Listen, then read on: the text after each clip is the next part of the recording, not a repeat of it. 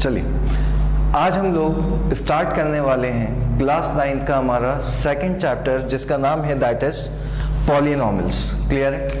Class 9 में one of the most important chapter है आपका पॉलिनॉमियल।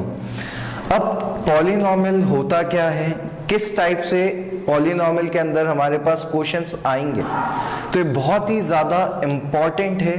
तो सबसे पहले पॉलिनॉमियल्स को समझने के लिए देखिए, आप लोगों ने क्लास 8 में एक चैप्टर पढ़ा था जिसका नाम था एल्जेब्राइक एक्सप्रेशन। सबको थोड़ा बहुत याद होगा। उसमें हम लोगों ने डिस्कस किया था कि कांस्टेंट्स क्या होते हैं, वेरिएबल्स क्या होते हैं और ऐसे ही अर्थमेटिक ऑपरेटर्स क्या होते हैं। इतना क्लियर है? तो आज हम थोड़ा बहुत रिवाइज करेंगे सबसे पहले जो हम लोगों ने क्लास 8 में पढ़ा था। तो सबसे पहले हम बात करते हैं एक टर्म की, that is what do you understand by the term constant. Constant का मतलब होता क्या है बेसिकली। तो जब भी हम बात करते हैं कांस्टेंट की, कांस्टेंट का मतलब ये होता है जिसकी वैल्यू क्या होती है, फिक्स होती है, उसको हम क्या कहते हैं, कांस्टेंट कहते हैं। तो हुज वैल्यू इज फिक्स्ड, तो जिसकी वैल्यू क्या होती है, फिक्स्ड होती है, उसको हम क्या कहते हैं, कांस्टेंट। जैसे एक सिंपल सा एग्जांपल लेते हैं कि 2 एक कांस्टेंट है, 3 एक कांस्टेंट है। तो जितने भी आपके नंबर्स हैं ये सारे के सारे क्या कहलाते हैं, दैट इज कांस्टेंट कहलाते हैं। क्लियर है? ऐसे ही पाई जिसकी वैल्यू होती है 22/7, ये भी क्या है, एक कांस्टेंट है।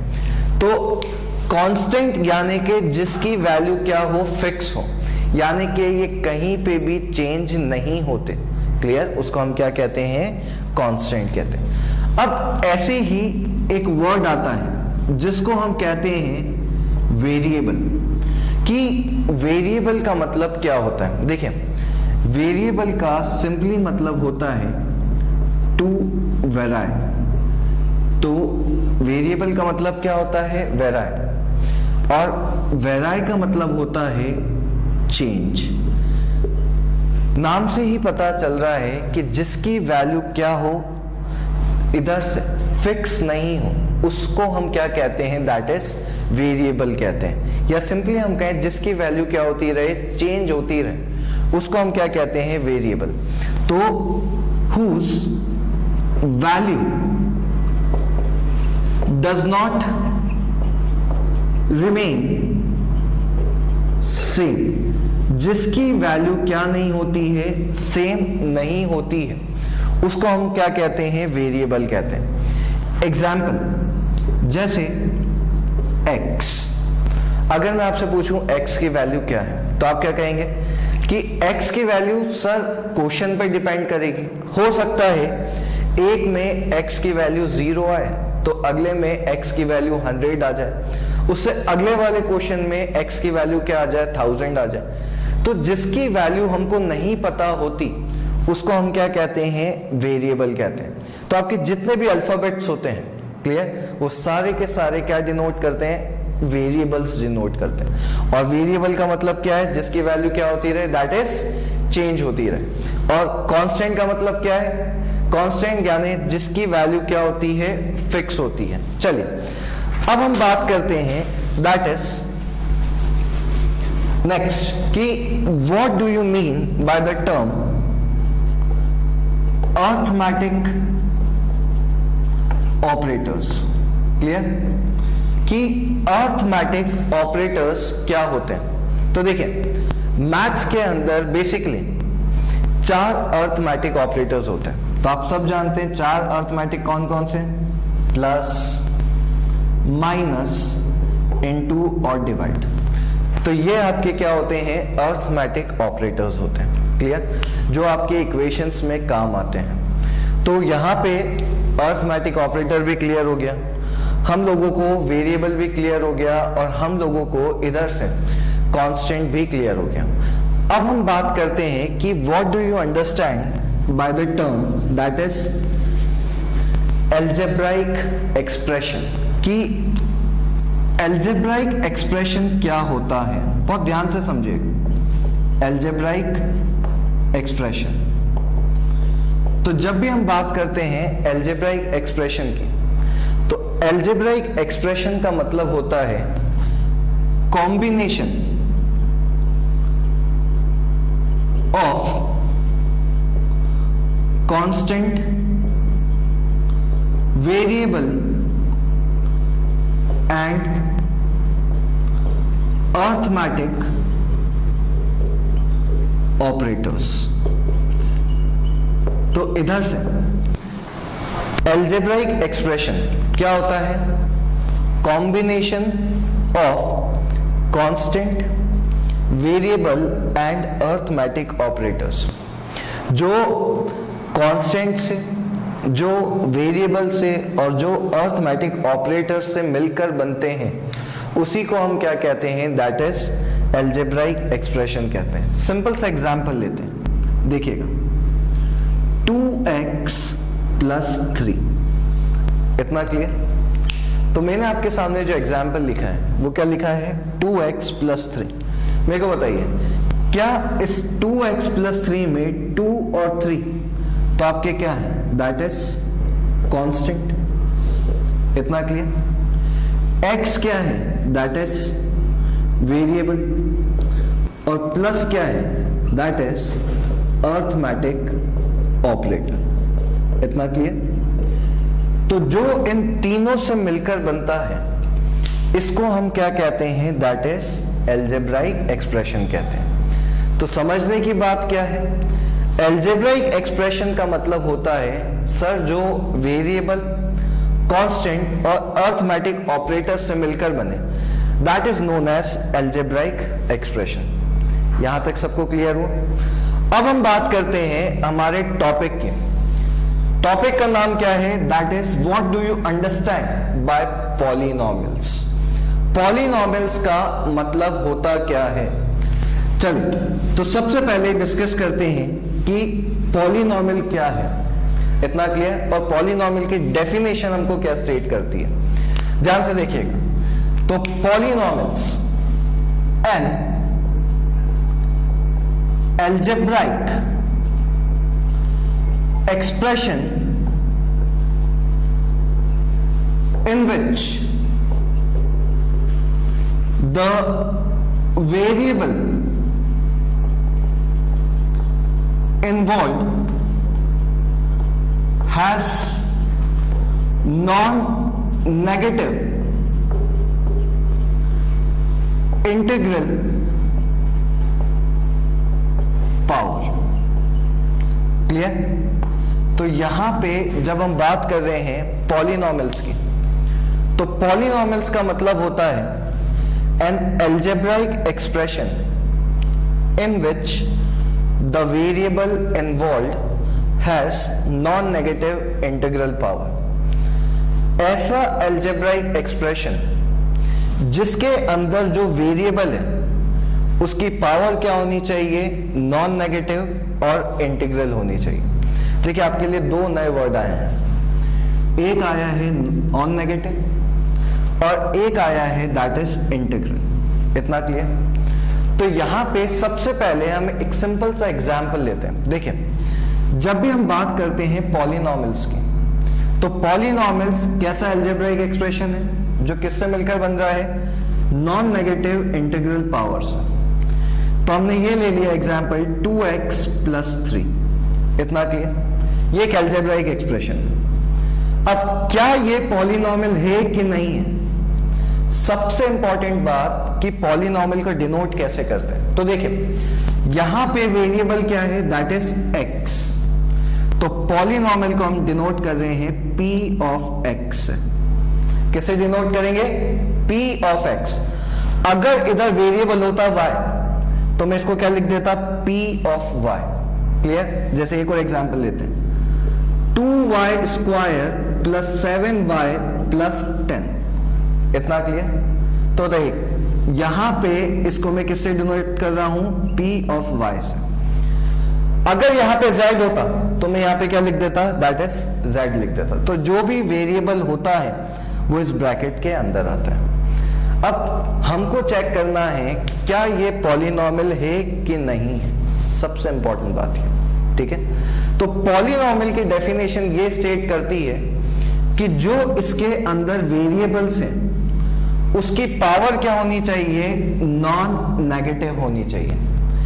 सबसे इंपॉर्टेंट बात, नॉन नेगेटिव का मतलब क्या होता है? नॉन नेगेटिव का मतलब जो नेगेटिव नहीं हो, तो नेगेटिव नहीं होना यानी कि पावर क्या होनी चाहिए, दैट इज पॉजिटिव होनी चाहिए। इतना क्लियर? तो मेरे को बताइए क्या यहां पे x की पावर कितनी है, 1, तो क्या यहां पे ये पावर जो पॉजिटिव है? और दूसरा बोला गया है इंटीग्रल पावर। अब इंटीग्रल पावर का मतलब क्या होता है? तो देखिए जब भी हम बात करते हैं इंटीग्रल पावर की तो वर्ड तो बहुत हेवी है इंटीग्रल, लेकिन इसका सिंपली मतलब ये होता है कि जो पावर है वो काय में होनी चाहिए, होल नंबर में होनी चाहिए। होल नंबर यानी कि 0 1 2 3। पावर काय में नहीं होनी चाहिए, तो पावर कभी भी काय में नहीं होनी चाहिए, फ्रैक्शन में नहीं होनी चाहिए। इतना क्लियर? तो सिंपल सी बात है कि अगर हमको पहचानना है ये पॉलिनॉमियल है कि नहीं, तो हम क्या करेंगे, हम देखेंगे वेरिएबल की पावर एक तो पॉजिटिव होनी चाहिए और पावर क्या होनी चाहिए, होल नंबर होनी चाहिए। क्या नहीं होनी चाहिए?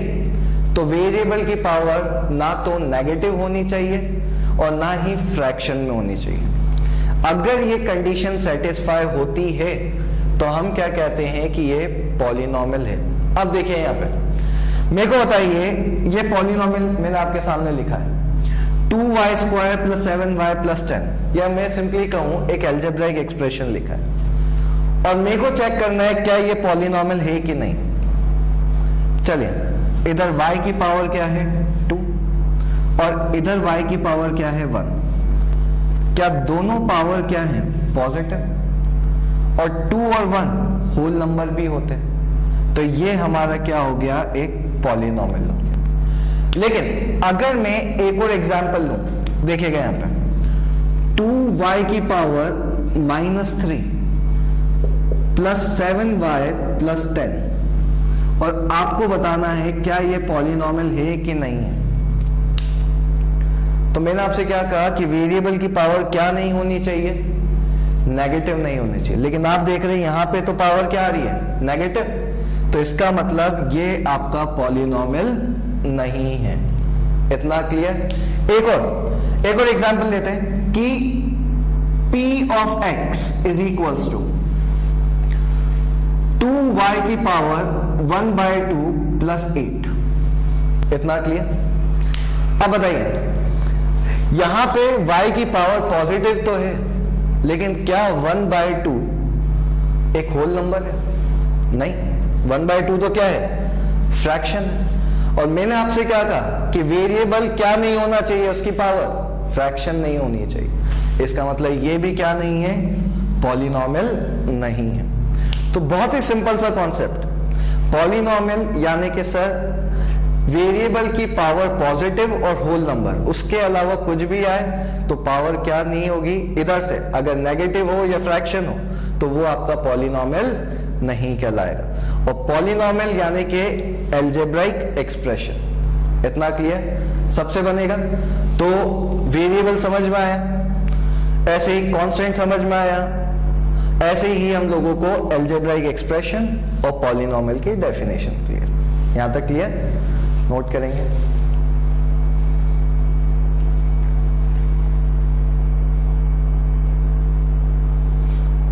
चलिए, तो अभी हम लोगों ने समझा कि पॉलिनॉमियल क्या है और पॉलिनॉमियल की डेफिनेशन क्या है।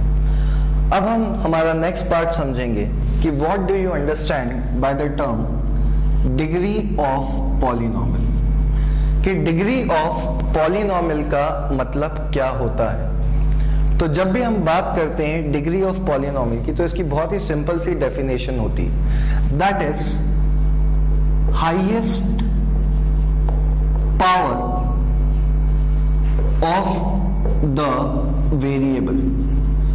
वेरिएबल की हाईएस्ट पावर को ही हम क्या कहते हैं, डिग्री ऑफ पॉलिनोमियल कहते हैं। जैसे एक सिंपल सा एग्जांपल लेते हैं कि मैंने आपके सामने एक पॉलिनोमियल लिखा p of x is equals to 2x की power 4 plus 7x cube plus 8x plus 10। इतना क्लियर? तो मैंने आपके सामने क्या लिख रखा है, दैट इज सिंपल सा एग्जांपल है 2x की power 4 plus 7x cube plus 8x plus 10। और आपसे पूछा गया कि ये जो पॉलिनोमियल है इसकी डिग्री आपको बतानी है। तो मेरे को बताइए, क्या यहां पे आप देख रहे हैं कि जो वेरिएबल है x, इन सब में हाईएस्ट पावर उसकी क्या है, दैट इज 4। इतना क्लियर? तो जब भी हम बात करते हैं डिग्री ऑफ पॉलिनोमियल की, तो डिग्री ऑफ पॉलिनोमियल का मतलब क्या है, हाईएस्ट पावर। तो सिंपली हम कह सकते हैं therefore degree of polynomial is 4। तो यहां पे इसकी डिग्री कितनी हो गई, क्या, दैट इज 4। और डिग्री का मतलब highest power of the variable. चलो एक और एग्जांपल ले लेते हैं और क्लियर हो जाएगा। p ऑफ y, इतना क्लियर? तो 2x स्क्वायर प्लस 10, ये मैंने आपके सामने यहां पे एक पॉलिनोमियल लिखा है। वेरिएबल y लिया है तो इसको 2y स्क्वायर कर देते हैं। इतना क्लियर? चले, तो 2y स्क्वायर प्लस 10। अब क्या आप मेरे को बता सकते हैं कि इधर पॉलिनोमियल की डिग्री क्या होगी? तो सिंपली हम क्या कह सकते हैं, यहां पे हाईएस्ट पावर कितनी है, that is 2। So therefore degree of polynomial is 2। इतना क्लियर? तब अगला आप खुद बताएंगे। एग्जाम्पल p ऑफ x, इतना clear? 7x cube plus 8x square plus 9x plus 10। ये मैंने आपके सामने एक पॉलिनोमियल लिखा है। तो बताइए इसकी डिग्री क्या होगी? सिंपली आप देख रहे हैं कि यहां पे जो वेरिएबल है उसकी हाईएस्ट पावर कितनी आ रही है, 3। तो क्या हम कह सकते हैं कि इस पॉलिनोमियल की डिग्री क्या हो गई, दैट इज 3। तो जब भी पूछा जाता है डिग्री, तो डिग्री में हमको ये देखना होता है कि जो वेरिएबल है उसकी हाईएस्ट पावर क्या है, और जो उसकी हाईएस्ट पावर होगी वही उसकी क्या कहलाती है, डिग्री कहलाती है। बनेगा सबसे? नोट करेंगे।